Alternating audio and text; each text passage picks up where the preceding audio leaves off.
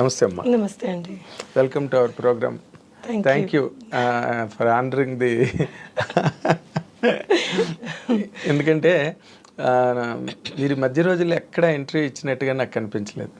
లేదండి, అసలు అంటే I'm not very comfortable giving interviews. So చాలామంది అడుగుతారు, కానీ ఎందుకో నాకు ఇంటర్వ్యూ మన వర్క్ షుడ్ స్పీక్ అని always I had that in mind. మనం ఏదన్నా చేస్తే that it self is an interview అని అనిపించేది.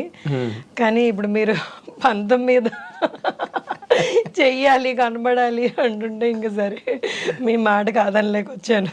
అంటే ఏం లేదమ్మా, ఇప్పుడు మీరు ఇన్ జనరల్గా మీ కెరీర్స్లో మీది ఒక స్పెషల్ కెరీర్. అంటే మీకు మంచి ఇమేజ్ ఉన్నా మీరు రెగ్యులర్ సినిమాలు చేయరు. ఎందుకు చేయరో ఎవరికి తెలీదు. మీరు సైన్ చేయరా, లేకపోతే మీరు వచ్చిన క్యారెక్టర్లు మీకు నచ్చవా ఏంటి అన్నది అందరికీ ఒక $1 million క్వశ్చన్, లేకపోతే ఒక సస్పెన్స్ సినిమా. సస్పెన్స్ ఏం కాదండి. వాట్ హ్యాపెన్స్ ఇస్ నాకు ఒక లుక్ ఉంది. సో చాలామంది ఈ లుక్ని మనం మార్చి వేరేలాగా చెయ్యాలి అన్న రిస్క్ చాలామంది డైరెక్టర్స్ తీసుకోరు. So most of the time what happens is మనం ఒక ఇమేజ్ సెట్ చేసుకుంటే ఆ స్టీరియోటైప్ అయిపోతుంది అనమాట. సో బిగినింగ్ నుంచి నేను ఒక చిన్న కామెడీ కానీ ఒక మదర్ వదినగానో, మదర్ అంటే ఈ మధ్య చేస్తున్నాను, వదిన అక్క ఇవి చేయడం బట్టి ఏమైందంటే అందులో సెట్ చేసేసుకున్నారనమాట. సో ఏదైనా డిఫరెంట్ ట్రై చేయాలి అంటే that person should actually want to risk that అనమాట. వీటితో మనం చేయగలమా అన్నది వాళ్ళ కాన్ఫిడెన్స్ ఉండాలి. వాళ్ళకుంటే ఇంక చేయించుకోవడానికి మీకేం అభ్యంతరం ఉండదు. నాకేం ఉండదండి. అంటే కొన్ని చూడండి, ఇఫ్ యూఆర్ ఆస్కింగ్ మీ ఎలాంటి క్యారెక్టర్స్ అభ్యంతరం ఉంటాయి అంటే, నేను నా బాడీ లాంగ్వేజ్ సెట్ కానివి అలాంటివి ఏమైనా అభ్యంతరం ఉంటాయేమో కానీ, బట్ అదర్వైజ్ యాక్టర్కి ఏ క్యారెక్టర్ వచ్చినా కానీ మనం చెయ్యాలనే ఉంటుంది కదా, వదిలేయాలని అయితే వదిలేయాలని ఇప్పుడు 100%. కానీ అంటే ఇప్పుడు మీరు ఆనంద్ సినిమా నుంచి స్టార్ట్ అయితే అంతకుముందు నార్మల్గా డాలర్ డ్రీమ్స్ బిగినింగ్, తర్వాత ఆనంద్తో మీరు బాగా ఎస్టాబ్లిష్ అయ్యారు. అందులో డైలాగ్ ఉంటుంది కదా, ఎవరు పేరు చెప్తే అని చిరంజీవి గారు ఇంద్ర సీన్ వేసి నువ్వు సినిమాలు ఎక్కువ చూస్తా అన్నాడు. ఆ డైలాగ్ ఎంత పేలిందంటే థియేటర్లో. ఇప్పుడు కూడా ఎవరైనా సినిమాల గురించి మాట్లాడితే నువ్వు సినిమాలు ఎక్కువ చూస్తున్నావు. అవును, చాలా ఏళ్ళు చాలా మంది అది ఓతపదం అయిపోయింది చాలా మందికి. అంటే మీరు ఆ జోనర్ క్యారెక్టర్స్ అంటే బాగా బోర్ కొట్టేసిందా మీకు? ఆనంద్ తర్వాత అలాంటి క్యారెక్టర్ అసలు హార్డ్లీ చేశాను, నేను చేయలేదు అసలు. Anand was one of the characters అంతే. దాని తర్వాత ఆనంద్ లాంటి క్యారెక్టర్ పడలేదు కూడా. పడలేదు ఆఫ్ కోర్స్. బట్ మీరు తర్వాత రన్ ఆఫ్ ది క్యారెక్టర్స్ ఏవైతే ఉన్నాయో వాటితో మీరు కంఫర్టబుల్గా లేరండి? ఉన్నాను. అంటే ఇప్పుడు ఆనంద్ తర్వాత ఏమైంది అంటే, నేను ఆనంద్ తర్వాత ఇమీడియట్గా సినిమాలు చేయలేదు. ఎందుకంటే I had my baby and దాన్ని చూసుకోవడం వల్ల నేను కొన్ని 1-2 years చేయలేదు. దాని తర్వాత when I was back to Hyderabad, నేను బెంగళూరు నుంచి హైదరాబాద్ షిఫ్ట్ అయిన తర్వాత ఐ థాట్ ఎందుకు నాకు దేవుడు ఇచ్చిన అవకాశం ఎందుకు దీన్ని వదులుకోవాలని మళ్ళీ ఐ రీస్టార్టెడ్ మై కెరియర్ అనమాట ఆనంద్ తర్వాత. దాని తర్వాత కొంచెం చిన్న సినిమాలు అవి ఇవి పడుతుండగా బొమ్మరిల్లు ఇలాంటి సినిమాలు పడ్డాయి. సో బొమ్మరిల్లు కూడా నాకు మంచి పేరు తెచ్చింది, సినిమా హిట్ కాబట్టి. అవును, అది ఒక కల్ట్ ఫిల్మ్ కదా. అబ్సల్యూట్లీ అవును. సో తర్వాత వచ్చిన రోల్స్ అన్ని మీరు కంఫర్టబుల్ గానే ఫీల్ అయ్యారా, లేదా ఫోర్స్డ్గా చేశారా? ఫోర్స్డ్గా ఏమి చేయమండి. కానీ ఓన్లీ థింగ్ ఏంటంటే ఇంకా కొంచెం చేసి ఉండి ఇంకా కొంచెం క్యారెక్టర్ మనది బాగా ఎలివేట్ అయ్యి ఉంటే, లేకపోతే మంచి క్యారెక్టర్ ఉంటే బాగుండు అని అనిపించేవి చాలా ఉన్నాయి సినిమాల్లో. కొన్ని మంచి సినిమాలు చిన్న క్యారెక్టర్ పడేది.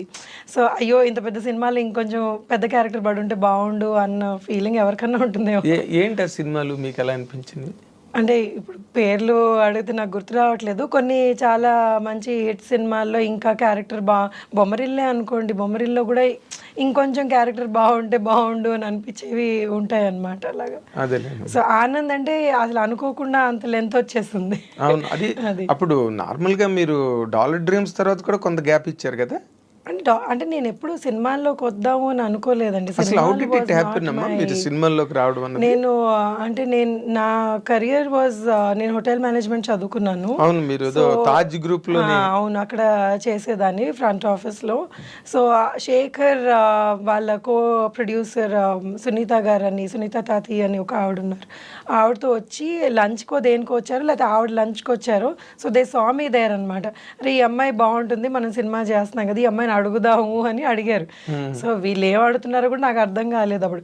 సో నా క్లాస్మేట్ ఒక అబ్బాయికి చెప్పాను, ఇలా అడుగుతున్నాను, చాలా చిన్నదాన్ని అప్పుడు, ఇలా అడుగుతున్నా, ఏముంది ఏం పోతుంది ఆడిషన్ అంటే పోదాం పదా, బైక్ మీద వెళ్ళాం audition.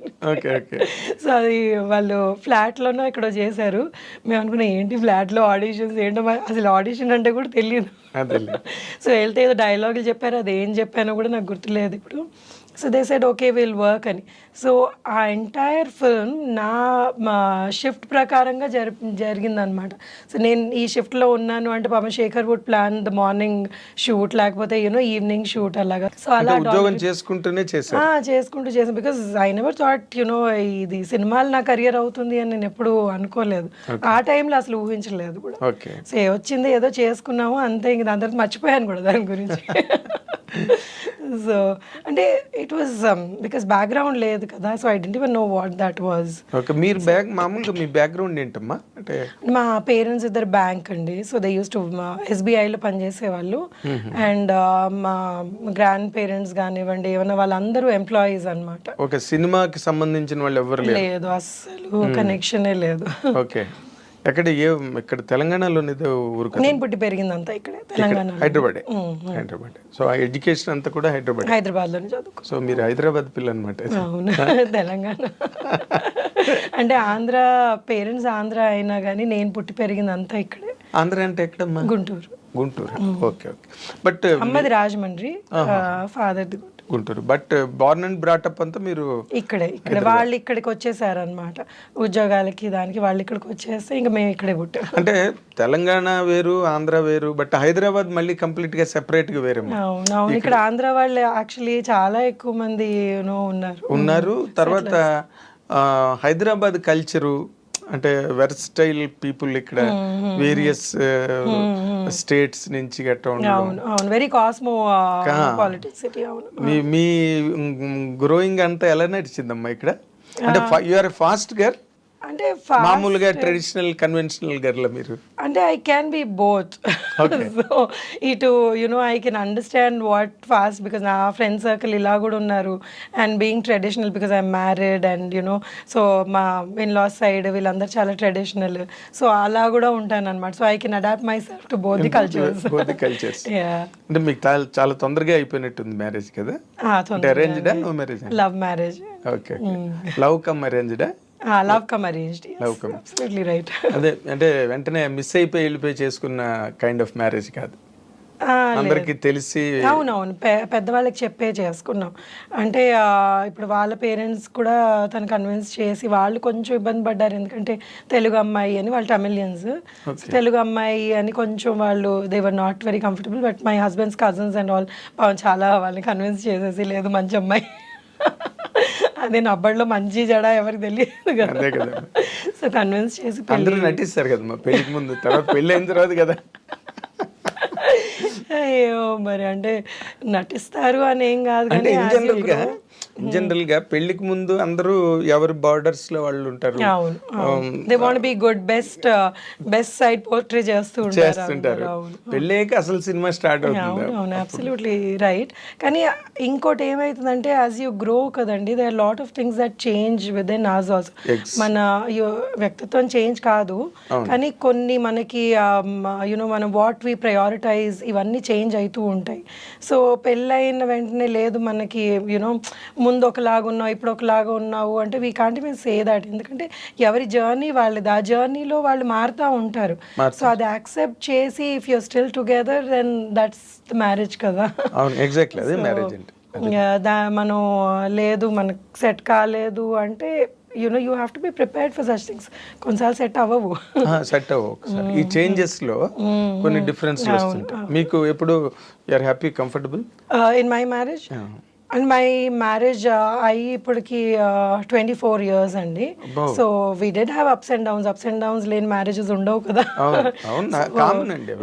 So ups and downs ఉన్నాయి. We use to fight and again లేదంటే లవ్ మ్యారేజ్ లో అదొకటి ఉంటుంది ఎక్కడో. నువ్వేంటి మాట్లాడేది, సో నువ్వు ఎక్కువ అంటే నేను ఎక్కువ అన్న ఫైట్స్ చాలా ఉంటాయి. ఇప్పటికీ మా డాటర్ అంటుంది ఇప్పుడు ఇంట్లో పనోళ్ళు కొట్టుకుంటారంటే మీరిద్దరు వారు ఆపండి ఆపండి అని. అంటే ఏం లేదంటే ఇట్స్ జస్ట్ దట్ డిస్కషన్ అనమాట. ఎవరు తగ్గవు బేసికలీ లేదు అని. అండ్ ఫైనల్గా ఆయనే తగ్గుతారు. అదే మరి సో నేను మరీ కొన్నిసార్లు బాగా మొండికేస్తాను. అవునా? But he gives up. I'm sure he gives up. Okay. అంటే మీ మ్యారేజ్ అయిన తర్వాత మీ ఇల్లాస్ గట్ట అంతా హ్యాపీగా సెట్ చాలా అయిపోయారా? హ్యాపీగా అండి. వాళ్ళు నాతో పాటే ఉండేవాళ్ళు చాలా ఏళ్ళు. We all live together. It's joint family. ఇప్పుడు వాళ్ళు లేరు, పోయి కొన్ని ఏళ్ళు అవుతుంది. ఇప్పుడు మా అమ్మ నాతోటే ఉంటుంది. అవునా? సో that is అంటే for me that's very important. I like my family being together and అందరం కలిసి ఉండాలి అని. మా ఇన్లాస్ కూడా they are pretty old. So I never like them మీరు వాళ్ళు ఎక్కడికైనా వెళ్ళడం కొన్ని రోజులు వెనక్కి వచ్చేయండి అనేదాన్ని. So I had a very good bonding with them and చాలా వెరీ నైస్ పీపుల్. ఇనిషియల్గా వాళ్ళకి అంటే ఐ వాజ్ వెరీ యంగ్. 7ంటికి లేచేదాన్ని, వాళ్ళకి 5ంటికి లేవాలి. సో ఈ సాంప్రదాయాలు ఎక్కువ ఉండేటప్పటికి ఆ చిన్న చిన్న ఇవి అయ్యేవి. But later on they kind of సొంత కూతురు కంటే ఎక్కువగా చూసుకునేవాళ్ళు. ఇంకా దాని తర్వాత దే వర్ లైక్ నేను లేదే అసలు ఆ పేరెంట్స్ లాగా అయిపోయారు నాకు. సో నేను ఎంత గొడవ చేసినా కానీ నా వైపుకే మాట్లాడేవాళ్ళు. Very nice. కాబట్టి నార్మల్గా అంటే మీరు చెప్పేది చాలా ఇంపార్టెంట్ పాయింట్ సొసైటీకి.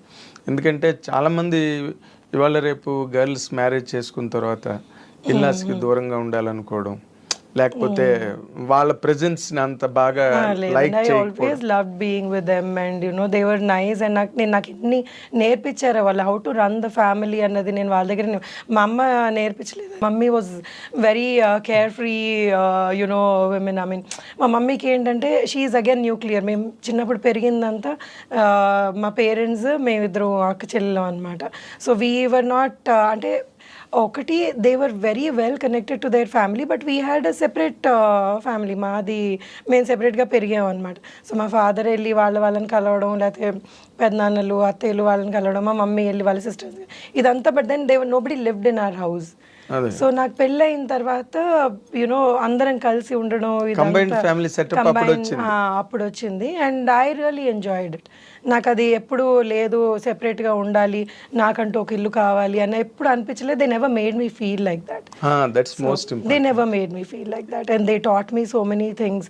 నేను కొన్ని విషయాలు అంటే ఇప్పుడు చాలా చిన్నది ఇది, ఈ నెల అయ్యాక ఈ సరుకులు తెచ్చుకోవాలి అని మా మమ్మీ తెచ్చేసేది, మాకు తెలిసేది కాదు, ఏం కాదు.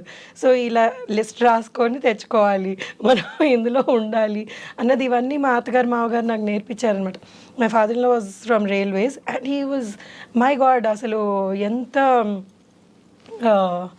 ఏమంటారు దాన్ని అంటే ఎంత పర్ఫెక్ట్గా ప్లానింగ్ చేసుకునేవాళ్ళు అంటే ఏదన్నా కానీ అన్ని బాక్స్లో నీట్గా పెట్టుకునేవాళ్ళు, అన్ని ఫైల్ చేసుకునేవాళ్ళు, నెలకి మనకి ఇంత అయింది ఇది అని ఆ బడ్జెట్ వేసుకునేవాళ్ళు. So this all something that I learned and I really like that.